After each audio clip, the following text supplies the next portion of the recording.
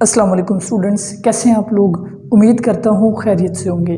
तो आज मेरा 4th लेक्चर है second year bio chapter 17 coordination, और आज का टॉपिक होगा प्लांट हार्मोन्स। सबसे पहले हार्मोन क्या होते हैं। तो hormone is a special substance produced by plants which influence growth responses, यानी कोई ऐसा केमिकल जो पौधा पैदा करता है। और कब पैदा करता है? किसी स्टिमुलाई के जवाब में। फॉर एग्जांपल, आपने पिछले लेक्चर्स में मेरे में सुना हुआ है कि पौधे लाइट की तरफ मूव करते हैं, लाइट से अवे मूव करते हैं। अब लाइट की तरफ मूव करना, लाइट एक स्टिमुलस है और पौधे का मूव करना एक रिस्पॉन्स है। ये रिस्पॉन्स देने के लिए प्लांट के अंदर अब नर्वस सिस्टम तो है नहीं, मसल्स नहीं है, तो फिर पौधे को कोई केमिकल चाहिए होगा, कोई हार्मोन्स चाहिए होगा जो ये फंक्शन करवाएगा, उसको आप हार्मोन बोलेंगे। तो प्लांट में 5 मेजर क्लासेस है हार्मोन्स की। उनके नाम पहले सुन ले, ऑक्सिन्स, जिब्रेलिन्स, साइटोकाइनिन। ये जो तीनों है, इन तीनों को आप कहते हैं ग्रोथ स्टिमुलेटर। ये 3 पौधे की ग्रोथ को बढ़ाते हैं। 2 ऐसे हैं जो ग्रोथ को कम करते होते हैं और एमरजेंसी में या कह ले स्ट्रेस में काम करते हैं। उनके नाम है अब्सिसिक एसिड, इथीन। आज का मेरा लेक्चर ऑक्सिन और जिब्रेलिन्स के ऊपर होगा, तो ऑक्सिन शुरू करते हैं। सबसे पहले ऑक्सिन है क्या? तो दरअसल ऑक्सिन्स जो हैं ये इनको इंडोल एस्टिक एसिड भी कहा जाता है। ये IAA mean indole acetic acid. अच्छा, ये जो ऑक्सिन है ये एक लैटिन वर्ड है जिसका मतलब होता है टू ग्रो। ये लफ्जी मतलब मैं आपको बता रहा हूँ कि ऑक्सिन का ग्रो यानी कि ग्रो करवाने वाले। तो इसलिए आप इनके ज़्यादातर फंक्शन देखेंगे, ये पौधे को ग्रो करवाएंगे।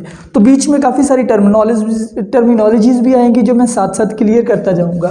सो सबसे पहले देखिए, स्टेम के अंदर ये क्या करते हैं? ये प्रमोट करते हैं cell enlargement in the region behind apex. For example बेटा, ये तने की टिप है ये, ठीक है, इस टिप को कहते हैं एपिक्स। तो एपिक्स के जो पीछे सेल है, यानी कि इन सेल्स को ये लंबा करता है, एनलार्ज करता है। तो नतीजे में पौधा क्या होगा? तने की हाइट बढ़ेगी, ठीक है। तो ये तने को लंबा करवाता होता है। फिर दूसरा, cell division in cambium. Cambium क्या चीज़ होती है? कैम्बियम भी जड़ और तने में, ये एक फॉर एग्जांपल रूट है या शूट है, इसके अंदर कुछ डिवाइडिंग सेल्स के रिंग होते हैं, यो पाए जाते हैं। 2 रिंग होते हैं, एक का नाम होता है वेस्कुलर कैम्बियम, एक का नाम होता है कॉर्क कैम्बियम। अच्छा, ये दोनों नए सेल पैदा करते हैं, यानी इनमें डिवीजन की एबिलिटी होती है। और ये दोनों जब डिवाइड करते हैं तो नए रिंग बनाते हैं। यूं पौधे का तना मोटा होता जाता है। जैसे स्टार्ट में तना बड़ा बारीक होता है, फिर आहिस्ता आहिस्ता मोटा होता है। तो वो मोटा दरअसल ये कैम्बियम टिश्यू करता है, जिसकी 2 किस्में मैं आपको बता रहा हूँ, कॉर्क कैम्बियम और वेस्कुलर कैम्बियम। तो इनके अंदर भी सेल डिवीजन करवाता है। इन शॉर्ट आप कह सकते हैं ये तने को लंबा भी करवाता है, चौड़ा भी करवाता है। लंबे होने को कहते हैं प्राइमरी ग्रोथ, चौड़े होने को कहते हैं सेकेंडरी ग्रोथ, दोनों करवाता है। रूट के अंदर ये उलट काम कर रहा है।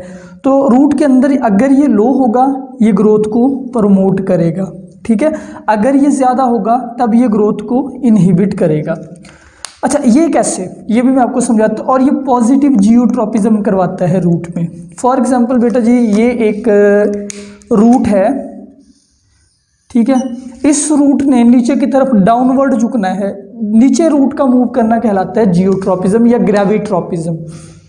अब होगा ये कि ऑक्सिन इसके नीचे वाली साइड में ज़्यादा आ जाएगा, यहाँ पे ऑक्सिन ज़्यादा अनइक्वली डिस्ट्रीब्यूट हो जाएगा, ऊपर वाली साइड पे ऑक्सिन कम होगा। अब जब नीचे वाली साइड पे ऑक्सीजन ज़्यादा होगा तो ऊपर वाली साइड जो है, क्योंकि रूट में जिधर ये कम होगा उधर ग्रोथ ये ज़्यादा करवाएगा, तो ये वाले सेल बड़े होने लगेंगे, लंबे होने लगेंगे, नीचे वाले सेल ग्रो नहीं करेंगे। अच्छा, जब ये ऊपर वाले सेल ज़्यादा ग्रो करेंगे तो नतीजे में रूट जो है ये डाउनवर्ड कर्व करने लगेगी, क्योंकि ये सेल डिवाइड नहीं कर रहे, ये बड़े थोड़े डिवाइड कर रहे हैं। तो इस तरीके से रूट नीचे झुकेगी, जिसको पॉजिटिव जियोट्रोपिज्म कहते हैं। बड इनिशिएशन, सबसे पहले बड किसको कहते हैं?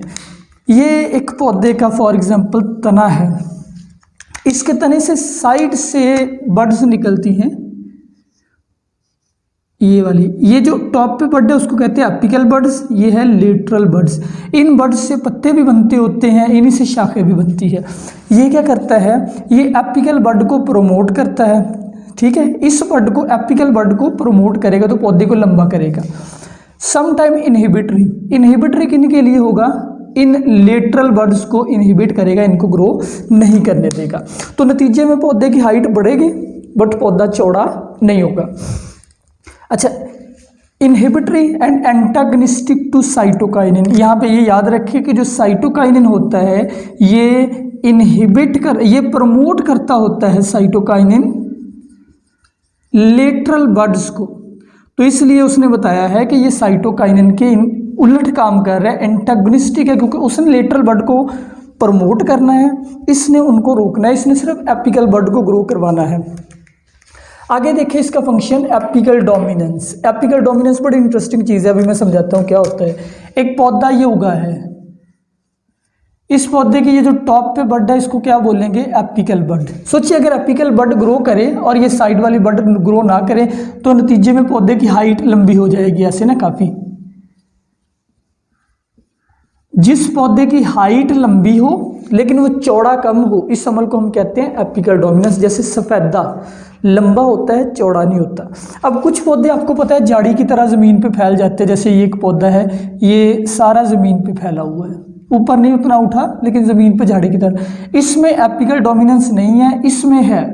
तो एपिकल डोमिनेंस एक ऐसा अमल जिसमें एपिकल बड जो है वो show more growth than lateral bud. Lateral buds grow नहीं करती, एपिकल कहती है, तो प्लांट लंबा होता है।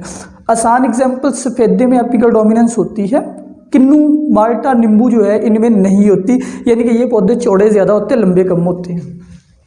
तो ये प्रमोट करता है एपिकल डोमिनेंस को, यानी हाइट को बढ़ाता है। फिर पार्थिनोकार्पी। पार्थिनोकार्पी क्या होती है, पार्थिनोकार्पी को समझने के लिए ये समझे, ये है एक पौधे की, फ्लावर की ओवरी, ठीक है। ओवरी के अंदर आपको पता है ओव्यूल होता है, ये ओव्यूल है। अच्छा बेटा, ओवरी ने पक के किस में तब्दील होना होता है, फ्रूट में, यानी ओवरी ने फ्रूट बनना होता है। कब, जब फर्टिलाइजेशन होती है, जब यहाँ पे पोलन ग्रेन गिरता है और ओव्यूल के अंदर जो एग पड़ा हुआ है उसके साथ आके स्पर्म मिलता है, तो फिर ओव्यूल चेंज हो जाता है सीड में और बाहर से ओवरी तब्दील हो जाती होती है फ्रूट में। इस अमल को आप पोलिनेशन कहते हैं या फर्टिलाइजेशन, ये जो एग स्पर्म का मिलना है। अच्छा, अमूमन आमतौर पे ओवरी जो है ये फर्टिलाइजेशन के बाद फल में तब्दील हो जाती है, ठीक। बाज़ औक़ात ऐसा होता है कि फर्टिलाइजेशन हुई नहीं, यानी ओव्यूल के साथ अंदर जो एग है उसके साथ कोई स्पर्म मिला ही नहीं, तो फिर सीड बना ही नहीं, लेकिन बाहर से ओवरी फिर भी पक जाती है। इस अमल से जो फ्रूट बनेगा ऑफ कोर्स उसमें सीड नहीं होगा, तो ऐसे सीड बनने का अमल कहलाता है, ऐसे फ्रूट बनने का अमल कहलाता है पार्थिनोकार्पी, यानी कि आप कह सकते हैं development of ovary into fruit without fertilisation. तो सीडलेस फ्रूट बनते हैं, ये प्रमोट करता है पार्थिनोकार्पी को। जैसे अंगूर जो है, अगर उनके ऊपर आप छिड़क दे, ऑक्सीजन स्प्रे कर दे, तो फिर उनमें बगैर सीड के फल बनेगा। इंक्रीज फ्रूट ग्रोथ को भी ये तेज करता है। सेनिसेंस की बात करें, सेनिसेंस का मतलब होता है एजिंग, यानी बूढ़े करना, यानी कि तबाह करना, या कह ले उसको डैमेज करना पत्ते को। यहाँ पे मैं एजिंग लिख देता हूँ, उसको ये रोकता है, यानी पत्ते को फ्रेश रखता है, ये इनहिबिट कर रहा है उसको। अब्सिशंस का मतलब होता है फॉलिंग, पौधे से किसी भी चीज़ का गिरना। आमतौर पे पौधे से दो चीज़ें गिरती है, फ्रूट गिरते हैं पक के और पत्ते गिरते हैं, ये उन दोनों चीज़ों को रोक के रखेगा और अब्सिशंस नहीं होने देगा। इस हार्मोन की अब कमर्शियल एप्लीकेशन, तो कमर्शियल एप्लीकेशन में देखें, discovery of IAA, indole acetic acid, जब ये डिस्कवर हुए थे उसके बाद led to synthesis of synthetic auxin. फिर साइंसदानों ने इनको खुद भी बनाना शुरू किया, क्योंकि आप इनके देख चुके हैं बहुत सारे फायदे हैं, फल को बड़ा करते हैं, बगैर बीज के फल बनाते हैं, एपिकल डोमिनेंस करवाते हैं। अब जो सिंथेटिक ऑक्सीजन है जो खुद बनाए गए उनको सिंथेटिक ऑक्सीजन कहते हैं। ये मोर इकोनॉमिकल, यानी कि ज़्यादा सस्ते पड़ते हैं हमें, इतने महंगे नहीं होते। मोर एक्टिव, ये ज़्यादा काम भी करते हैं। क्यों ज़्यादा एक्टिव होते हैं? क्योंकि प्लांट के अंदर ये पौधे को आपने बाहर से दिए है, उसने नेचुरली नहीं बनाए, तो प्लांट के अंदर इसको ब्रेक करने के लिए एंजाइम नहीं होंगे, क्योंकि नॉर्मली जो एंजाइम पौधा खुद बनाए वो उस एंजाइम का जब काम ख़त्म हो जाता है वो डिग्रेड हो जाता है, लेकिन ये डिग्रेड जल्दी नहीं होते। अब इसकी दो एग्जाम्पल्स है, बड़ा हम शॉर्ट क्वेश्चन है। पहला है NAA जिसका नाम है नैप्थलीन एस्टिक एसिड, ठीक है। ये ऑक्सीजन का एक वेरिएंट है, मैंने बताया ऑक्सीजन एक ग्रुप है हार्मोन्स का, उसका ये एक टाइप है। या इंडोल प्रोपेनोइक एसिड, दोनों के फार्मूले में थोड़ा थोड़ा फर्क है। स्टिमुलेट फ्रूटिंग यानी फल बनने में हेल्प करते हैं। देखिए फ्रूटिंग का मतलब होता है रिटेंशन ऑफ ओवरी, क्योंकि अगर फल की ओवरी बरकरार रहेगी फिर वो फ्रूट बनाएगी, अगर ओवरी गिर गई फ्रूट यील्ड में कमी आ जाएगी, तो ये फ्रूटिंग में हेल्प करता है। नेचुरल फ्रूट सेट करवाता है, यानी फ्रूट सेट का मतलब है फल बनना, ओवरी का रिटेन होना। और इसी तरीके से ये पार्थिनोकार्पी भी करवाता है, यानी अगर फर्टिलाइजेशन ना भी हो तब भी ओवरी को फल में तब्दील करवा देता है। 2,4-D पूरा नाम है 2,4-डाइक्लोरोफिनॉक्सी एसिटिक एसिड, ठीक है। ये ऑक्सीजन एसिड होते हैं, ये वीड किलर्स हैं, जड़ी बूटियों को मारता है। और कौन सी जड़ी बूटियां? जो चौड़े पत्तों वाली हो, जिनके पत्ते चौड़े हों, इस तरह की जड़ी बूटियां, यानी आप कह लें डाइकॉट। तो आमतौर पे जो मोनोकॉट स्प्रे होते, जो मोनोकॉट फसलें होते हैं, जैसे हमने गंदम उगाई हुई है, गंदम मोनोकॉट है, उसके पत्ते, मोनोकॉट के पत्ते होते हैं लंबे, यूं इस तरह के। अच्छा, उसमें कोई ब्रॉड लीव वाली जड़ी बूटियां है हमें नज़र आ रही, जैसे बाथू वगैरह उगा हुआ है, तो स्प्रे कर दे इसकी 2,4-D की, वो गंदम को कुछ नहीं होगा क्योंकि वो मोनोकॉट है, डाइकॉट को मार देगा। ये एक्चुअली करता क्या होता है, ये उसकी डाइकॉट की ग्रोथ को बहुत बढ़ा देता है, एक्सट्रीमली बढ़ा देता है। तो जब एकदम ग्रोथ उसकी बढ़ती है जड़ी बूटियों की, वो मर जाती है। और inhibit potato sprouting, potato sprouting का मतलब होता है आलू का फूटना। जैसे ये एक पोटैटो है, आपको पता है पोटैटो में बड्स होती है जिनको आइज कहते हैं, वहाँ से अगर पौधे उग जाएं, यानी कि वहाँ से बड्स निकल आए, तो आलू ख़राब हो जाता है, आलू फूट जाता है। तो ये उसको रोक के रखता है अगर ऑक्सीजन को स्प्रे कर दिया जाए, क्योंकि ऑक्सीजन लेटरल बड्स को ग्रो नहीं करने देता, और ये आलू की सारी लेटरल बड है। तो आलू के ऊपर स्प्रे कर दिया जाए, आलू ख़राब नहीं होते, लंबे अरसे तक स्टोर किए जा सकते हैं। फ्रूट ड्रॉप को भी ये रोकता है, यानी फलों को गिरने नहीं देता, फ्रेश रखता है। अब ये दूसरा हार्मोन जिसका नाम है जिब्रीलेंस। सबसे पहले मैं आपको ये बताता हूँ कि जिब्रीलेंस नाम क्यों दिया गया। तो नाम देने की वजह है कि जिब्रीलेंस सबसे पहले एक फंजाई से मिला था, इसको फंगस कल्चर से निकाला जाता है, और उस फंजाई का नाम है जिब्रीला फ्यूजिक्यूराई। जिब्रीला फ्यूजिक्यूराई ये एक फंजाई है, इससे सबसे पहले मिला था ये जिब्रीलन। अच्छा, ये फंजाई राइस को अफेक्ट करती है, यानी चावल की जो फसल है उसके ऊपर अफेक्ट करती है। तो साइंसदानों ने पहली बार ये फंजाई निकाली, इस फंजाई के अंदर ये एंजाइम मौजूद था। बात करें तो जिब्रीलेंस भी एक ग्रोथ को प्रमोट करने वाला एंजाइम है, ये हार्मोन है। ये सेल डिवीजन करवाता है और एनलार्ज करता है, यानी सेलों को डिवाइड भी करवाता है, एनलार्ज भी। Promote in presence of auxin, cell division और एनलार्जमेंट को प्रमोट करता है, यानी ये और ऑक्सीजन मिलके सेल डिवीजन करवाते हैं।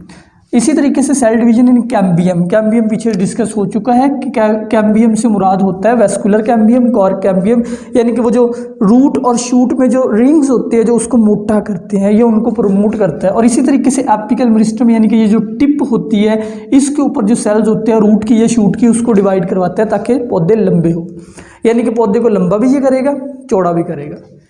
बोल्टिंग, बोल्टिंग का मतलब होता है एक तने का सीधा ऊपर जाना। अच्छा, प्रमोट इन रुसिट्टी प्लांट, रुसिट्टी प्लांट में ये बोल्टिंग करता है। पहले रुसिट्टी समझे किसको कहते हैं। रुसिट्टी ऐसे पौधे जो रोज़ की तरह हो, रोज़ से मुराद है जो मतलब कि ज़मीन पे फैले हुए हो झाड़ी की तरह, ऐसे ना, जिसकी चारों तरफ शाखे सी हो लेकिन जो ज़मीन पे फैला हुआ हो, ऊपर ना जाए। अच्छा, उस पौधे में बोल्टिंग कराता है, यानी उसके ये जो एक दरमियान वाला तना होता है ना, उसको ग्रो करवाता है। इस अमल को आप कहते हैं बोल्टिंग। तो ये बोल्टिंग भी करवाता है। और फ़ायदा इसका ये होता है कि कुछ पौधे काफ़ी छोटे होते हैं जो ज़मीन पे फैले होते हैं, हम चाहते हैं उनको काटने के लिए थोड़ा सा उनको ऊपर लाना पड़ता है, तो ये स्प्रे कर दिया जाता है।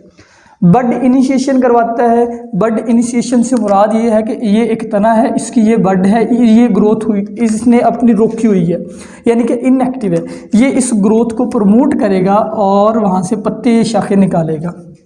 क्रिसैंथेमम कैलस जो है ये गुले दाऊदी को कहते हैं, एक फूलदार पौधा है, उसके तने में कैलस तना प्रमोट करता है ग्रोथ। क्या करता है, ये ग्रोथ भी करवाता है, promote leaf and fruit growth, उनको ग्रो करवाएगा। मे इंड्यूस पार्थिनोकार्पी, पीछे डिस्कस हो चुका है। ओवरी का बगैर फर्टिलाइजेशन के फ्रूट बन जाना, ये उसको भी प्रमोट करता है। एपिकल डोमिनेंस को प्रमोट करता है, ठीक है। अगेन एपिकल डोमिनेंस, तने का यू लंबे होना और पौधे का चौड़ा कम होना, लंबे ज़्यादा होना, ये इसको प्रमोट करता है। फ्लावरिंग की बात करें तो सब्सिट्यूट, सब्सिट्यूट का मतलब होता है मुतबादल। ये एक मुतबादल है, किसका मुतबादल है, रेड लाइट का। अच्छा भाई, रेड लाइट क्या होती है, ये बड़े मज़े की चीज़ें सुने। पौधे दो किस्म के होते हैं, long day plant, short day plant. Flowering की बुनियाद पे वो पौधे जो लंबे दिनों में फ्लावरिंग करे, गर्मियों में दिन लंबे होते हैं, उन पौधों को कहते हैं long day plant. And those plant which produce flowers in short days. अच्छा, लॉन्ग डे प्लांट कौन होगा, फॉर एग्जांपल मैंगो गर्मियों में फ्लावरिंग करते हैं, लॉन्ग डे प्लांट है। फॉर एग्जांपल टोबैको सर्दियों में फ्लावरिंग करते हैं, शॉर्ट डे प्लांट है। अच्छा, लॉन्ग डे प्लांट को ज़्यादा लाइट चाहिए होती है, ठीक है, फ्लावरिंग के लिए। और जो सूरज की रोशनी है उसमें कौन सी लाइट होती है, उसमें होती है रेड लाइट। रेड लाइट मिलेगी तो लॉन्ग डे प्लांट फ्लावरिंग करेंगे। तो मैंने कहा ये सब्स्टिट्यूट है रेड लाइट का, इसलिए ये प्रमोट कर देगा फ्लावरिंग को लॉन्ग डे प्लांट में। यानी लॉन्ग डे प्लांट के ऊपर अगर ये छिड़केंगे तो वो फ्लावरिंग करेंगे। अच्छा, जो शॉर्ट डे प्लांट होते हैं उनको लॉन्ग डेज नहीं चाहिए, उन्होंने शॉर्ट डेज में फ्लावरिंग करनी है, तो उनके ऊपर अगर इसको छिड़केंगे तो फ्लावरिंग इनहिबिट हो जाएगी, नहीं होगी। सेनिसेंस को ये भी डिले करता है, यानी कि चीज़ों को गिरने नहीं देता, पत्तों को जवान रखता है। कमर्शियल एप्लीकेशंस की बात करें तो प्रमोट फ्रूट सेटिंग, फल को बनाता है। मैंने पहले बताया रिटेंशन ऑफ ओवरी को कहते हैं फ्रूट सेट, ओवरी का बरकरार रहना। टेंगरीज माल्टे को कहते हैं, माल्टे के अंदर and pears and used for growing seedless grape, क्योंकि ये पार्थिनोकार्पी भी करवाते हैं तो सीडलेस ग्रेप बनाने में भी यूज होते हैं। बेरी साइज को इंक्रीज करता है, तो वो भी सुन ले। बेरी से मुराद होता है दरअसल एक बगैर एक छोटा सा फल जो मीठा हो, जैसे अंगूर को आप कह सकते हैं बेरी, उस तरह के फलों को भी मेवा कह सकते हैं, मेवे को बड़ा करता है, उसकी साइज को बढ़ा देता है। GA3 is used in brewing industry. Brewing कहते हैं मशरूबात, मशरूबात की तैयारी में इस्तेमाल होता है शराब बनाने के लिए। अच्छा, शराब कैसे बनती है, उसके लिए हमें बैरले सीड चाहिए। देखिए बैरले यानी जौ के सीड, उन सीड्स में होता है स्टार्च। अच्छा, शराब बनाने के लिए स्टार्च को कन्वर्ट करना पड़ता है माल्टोज में। माल्टोज मीठा होता है, ये काफ़ी मतलब स्वीट होता है, जबकि स्टार्च टेस्टलेस होता है। इसके लिए हमें एंजाइम चाहिए, कौन सा, अल्फा अमाइलेज। ये एंजाइम बैरले को, स्टार्च को माल्टोज में बदलते हैं और इस प्रोसेस को कहते हैं माल्टिंग। तो ये माल्टिंग को प्रमोट करता है, यानी कि दरअसल ये जो GA3 है ये प्रोड्यूस करवाता है अल्फा अमाइलेज एंजाइम, बाकी फिर अमाइलेज जो है वो माल्टोज बना देता है, जो कि शराब के लिए ज़रूरी होता है। अच्छा, अगला ये काम क्या करता है, delay ripening and increase storage life of grape and banana. ये बनाना की और ग्रेप की स्टोरेज लाइफ को बढ़ाता है। अच्छा, इससे क्या मुराद है, दरअसल जो बनाना है ये ख़राब हो जाता है, जब इसको आप घर ले आए तोड़ के तो ये कुछ अरसे के बाद ख़राब हो जाता है, पक जाता है, तो ये इसको ख़राब नहीं होने देता, फ्रेश रखता है। इसी तरीके से जो अंगूर होते हैं वो भी पक के ख़राब हो जाते हैं, यानी कई दिन घर पड़े रहे तो खुद ही पकते रहते हैं, गल सड़ जाते हैं, ये उसको रोक के रखता है। तो ये था आज का लेक्चर। इसमें अगर आपके कोई माइंड में कोई क्वेश्चन है, कोई कन्फ्यूजन है, वो आप कमेंट में पूछ सकते हैं। अपना ख्याल रखिए, अल्लाह हाफिज़।